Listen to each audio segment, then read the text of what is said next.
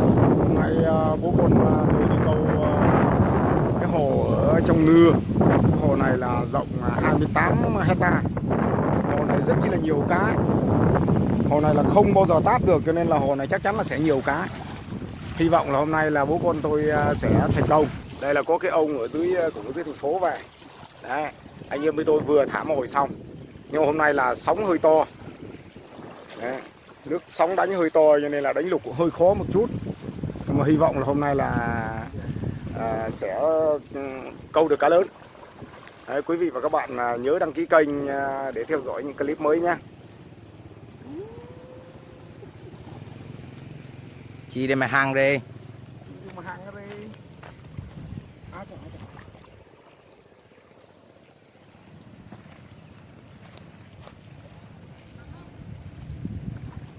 Cũng có vị phết á.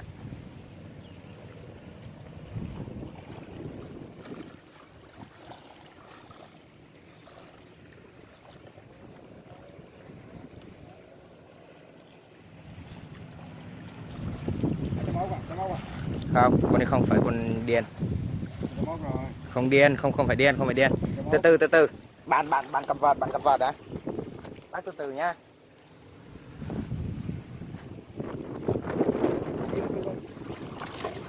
À, chấm điên à?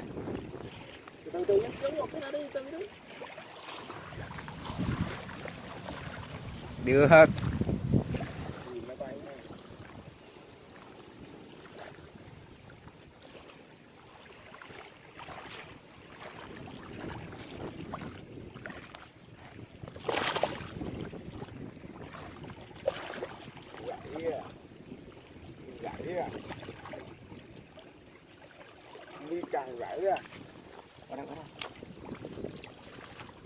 Hơi nhúa nhưng mà không sao. Sao?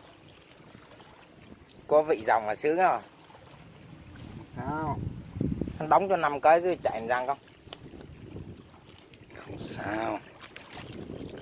Kim, bố vô lấy kim. Dạ?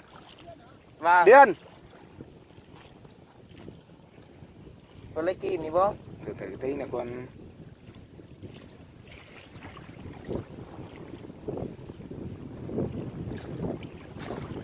Đấy. Gì có phải được không? Đừng có vội. Tấm mang. Đừng vội. Rồi. Lội xuống luôn. Không vội. Không vội cho em đi đấy. Em đi đấy. Nhớ lại còn được cả con cam mương đi nè. Có mưa nó đâu xuống ra như thế này. Nhân vô. To quá. Ủa vào đây.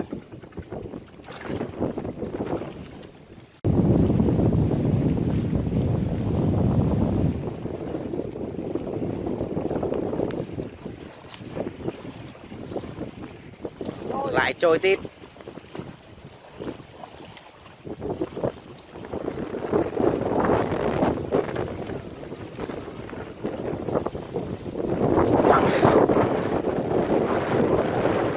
Trôi.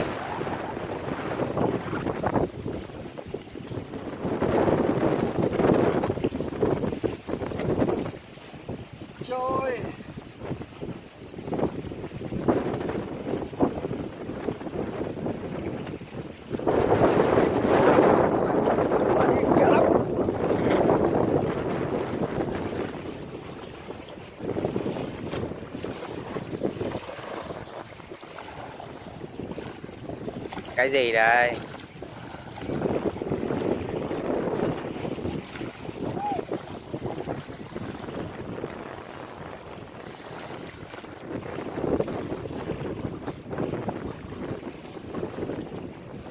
Bố cầm được bao.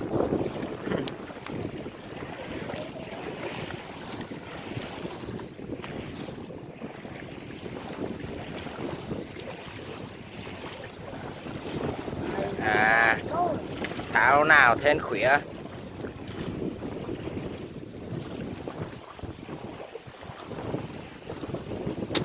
tay tọc trôi từng lúc. Không nọ trôi được biết.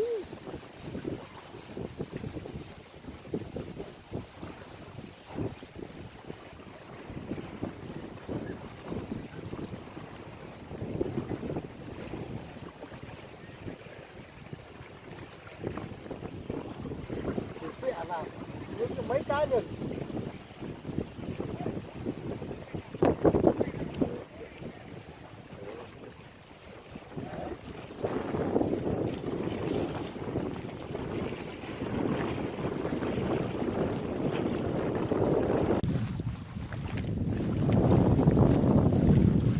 Trôi hả? Cũng được đấy chứ. Rồi rồi.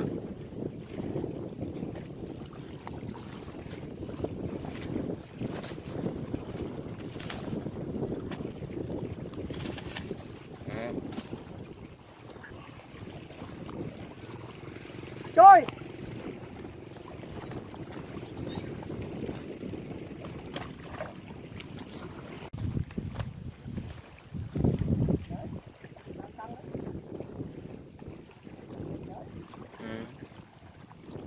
Cứ dòng từ từ thôi.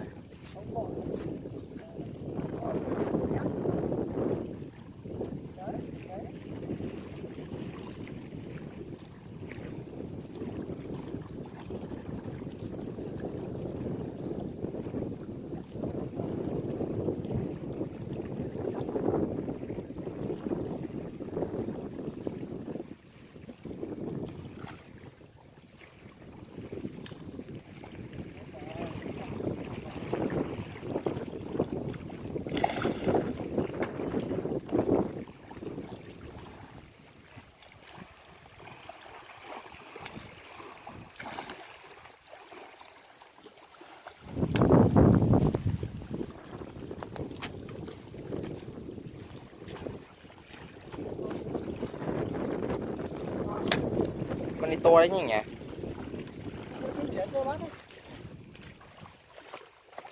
Cái túi tá đen. Túi đỏ đó, dưới túi đỏ đó, dưới túi đỏ đó. Đấy.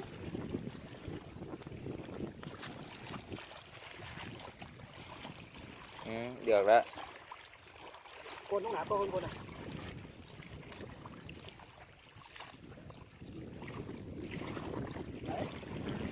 Bự chưa? Cứ vào đi.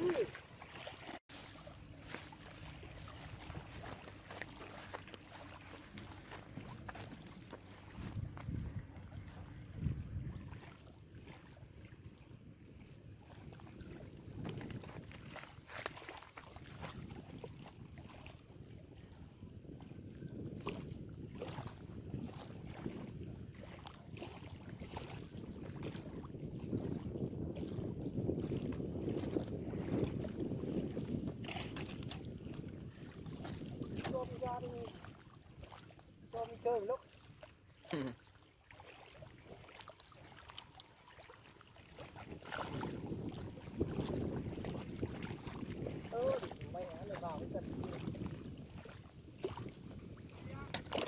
Trôi.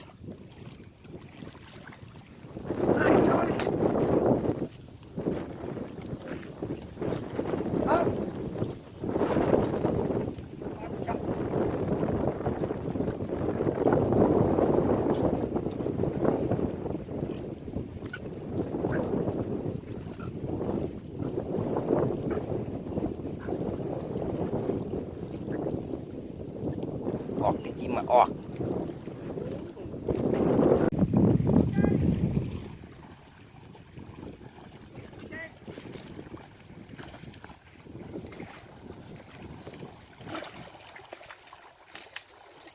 Đó, lên bờ luôn. Lên bờ luôn.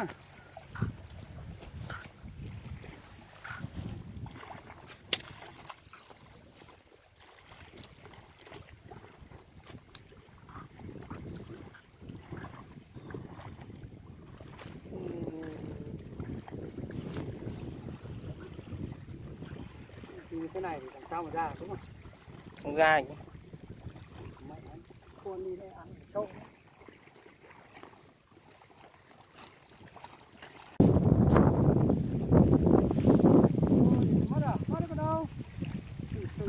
Mất à? Không.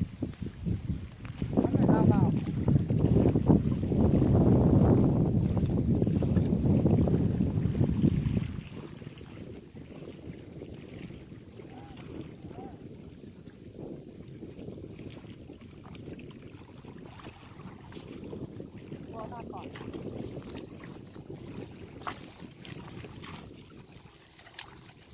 Chạy máy này.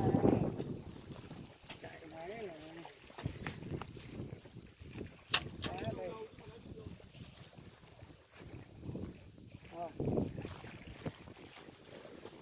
Rồi, toàn trôi. Trôi ngon hết.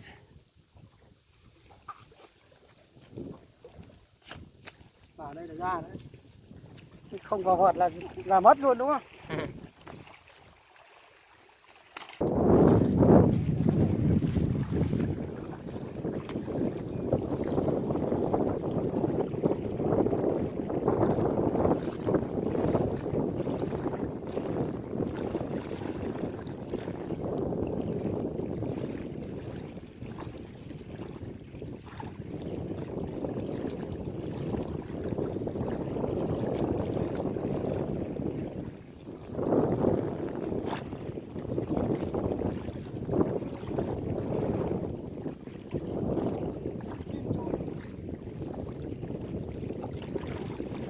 Mè à?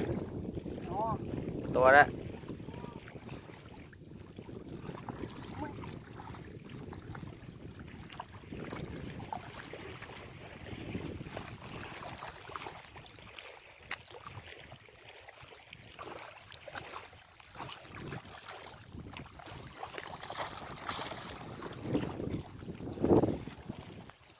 Mè luôn.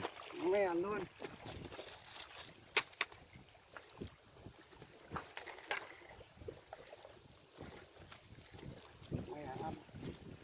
Cô là 5 con.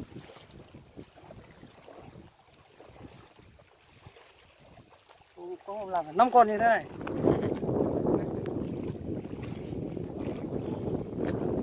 Mắt mi đang còn lo. Đây là kết quả hôm nay bác cháu tôi đi câu.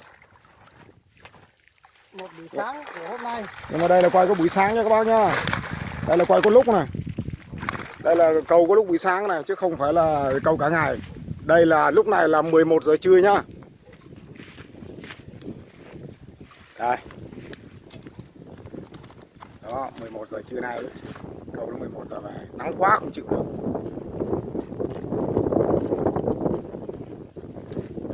Đó, nó có được không 7 cân nhỉ? 7 cân, 7 cân. Định câu đến chiều nhưng mà nắng quá nên là không câu được. Thôi về nghỉ thôi. Toàn trôi ngon đi. Đó, toàn trôi ngon. Tuy rằng không được to nhưng mà tôi này làm được rồi. Cô đang còn rồi. Đấy. Trôi lên được đẹp. Tôi đi ăn được.